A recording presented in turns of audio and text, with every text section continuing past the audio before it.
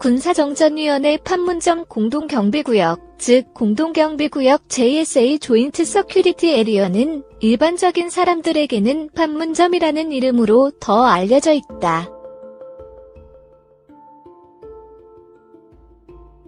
공동경비구역 JSA는 비무장지대 내의 군사분계선상에 위치하고 있으며 1951년에서 1953년 휴전회담이 진행 및 정전협정 조인을 위해 목조 건물을 설치한 게 그 역사의 시작이다.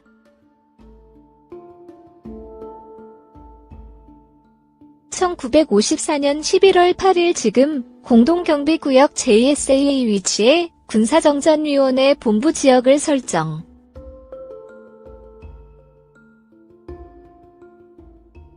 그 안에 공동경비구역을 둔다는 내용의 협정을 체결하고 1971년에 열린 남북적 십자예비회담을 계기로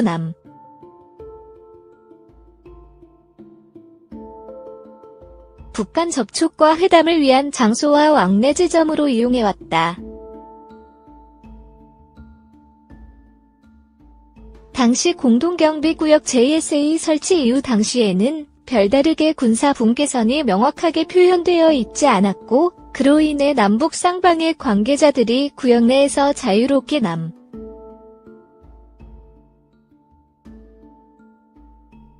북을 왕래할 수 있었다.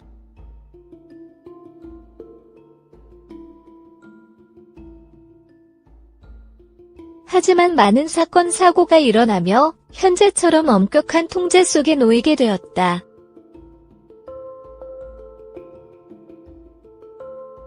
대표적인 사건으로는 1975년 판문점에서 미 육군 소령 W.D. 핸더슨이 북한 병사들에게 구타당해 목이 부러지는 사건.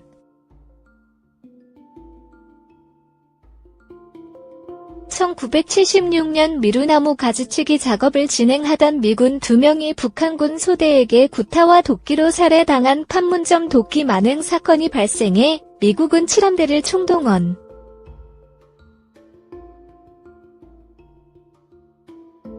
전쟁 직전까지 사태가 흘러간 사례가 있다.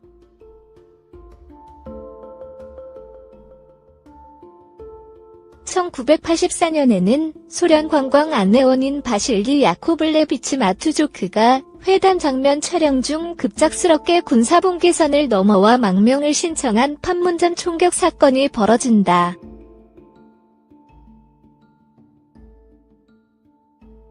당시 북한 육군 병력이 월남저지를 위해 권총을 사격하며 군사분계선 안쪽 150m까지 침입.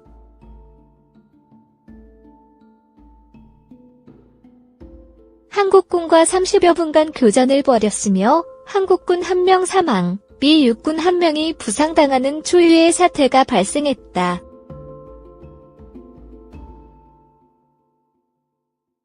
가장 최근에 벌어진 사건으로는 2017 판문점 귀순 북한군 총격 사건이다. 북한 육군 하전사 오청성이 음주운전 사고를 내고 우발적으로 판문점을 넘어 귀순한 사건으로 다수의 총상을 입었지만 기적적으로 군사분계선 안쪽 50m 부근에서 발견해 구조되었다.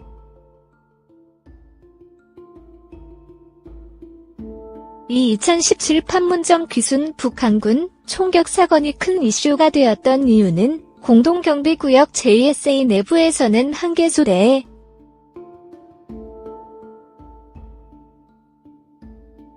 전원 권총 무장이 원칙인데 북한군은 AK 소총으로 무장했을 뿐만 아니라 남쪽을 향해 조준 사격까지 시행했다.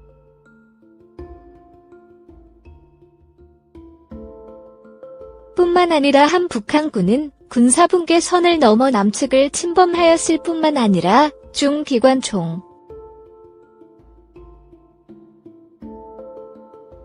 RPG-7 같은 중화기로까지 무장한 것이 밝혀지며 논란이 커졌다. 이처럼 공동경비구역 JSA는 대한민국 최전방, 최일선이며 항시 실전과 같은 훈련과 대비가 필요한 곳이다.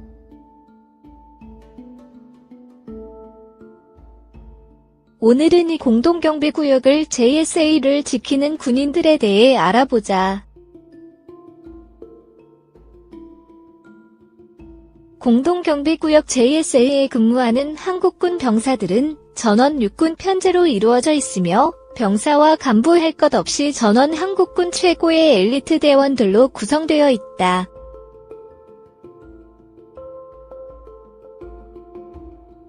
기본적으로 공동경비구역 JSA에 상주하는 병력은 정전협정에 따라 무장군인이 들어갈 수 없기 때문에 근무하는 병력은 전원 민사행정경찰 신분으로 투입되어 있다.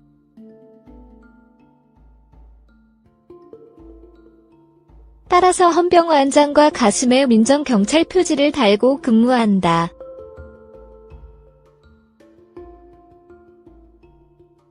병력 규모는 약 1개 대대 정도. 한국군 경계 병력이 선글라스를 착용하는 이유는 시선 차단, 탈진 방지, 안구 보호 등의 목적이 있다.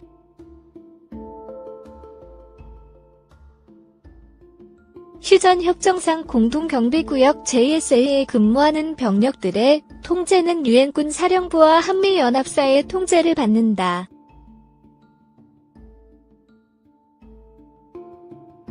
따라서 카투사와 거의 동일하게 미 육군 교본 기준으로 훈련을 받으며 1, 3소대는 미군 소대장과 한국군 부사관,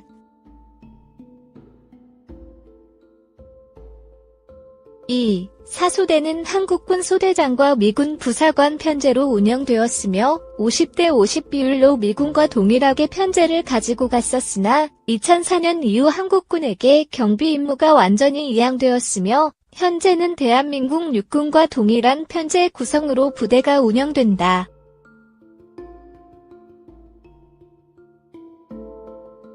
기본적으로 병사들의 경우에는 육군 제3야전군 사령부 관할 제1보병사단에서 차출된 병력으로 구성되어 있다. 100% 선발 제도로 운영되며 178cm 이상의 신장과 높은 시력, 어학 관련 자격증은 기본적으로 보유하고 있어야 한다.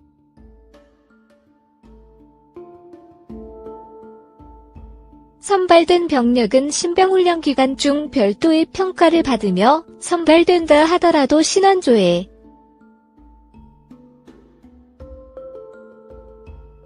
능력 부족 등의 이유로 탈락하기도 하는 만큼 전 군에서 가장 선발되기 어려운 부대다. 그만큼 전역 후에도 사회적으로 인정받을 수 있는 커리어이기도 하다.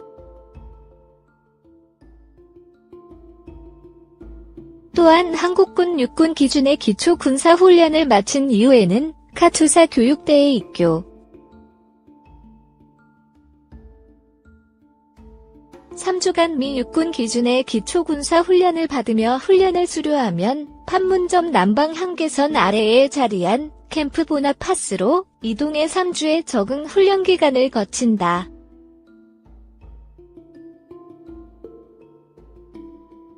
이 3주의 적응 훈련 기간에는 부대 편제 암기, 부대 규정 암기, 교전 수칙 암기 등의 기본적인 교육과 더불어 강도 높은 체력 훈련을 수행한다. 기초 군사훈련 6주, 카투사 교육대 3주, JSA 배속 후 부대 적응 훈련 3주 총 12주가 넘는데 이는 일반 병사들 중에 가장 긴 훈련 기간이기도 하다. 간부의 경우 북한군과 가장 가까운 최전선에서 근무할 뿐만 아니라 외교적으로도 의미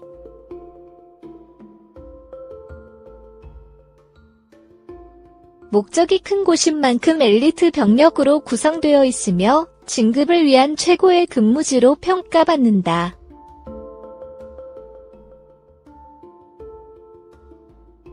대다수 장교가 육군사관학교 출신이며 엘리트 보직이라는 특수성과 지휘관 선발 보직이라는 특수성 때문에 경쟁률 또한 상당히 높은 편이다.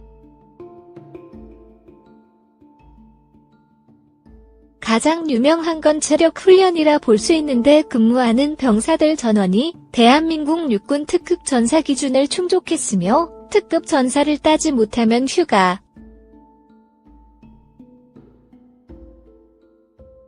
외박이 통제된다. 이는 운전병, 어학병, 정비병, 특기병 모두 예외가 없이 적용된다.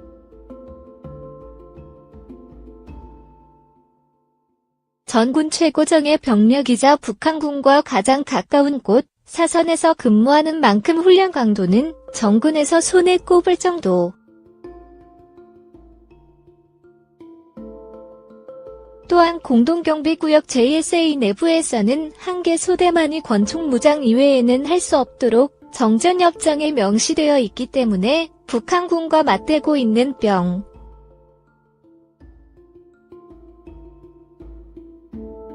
간부 모두 K5 권총으로 무장하고 있다.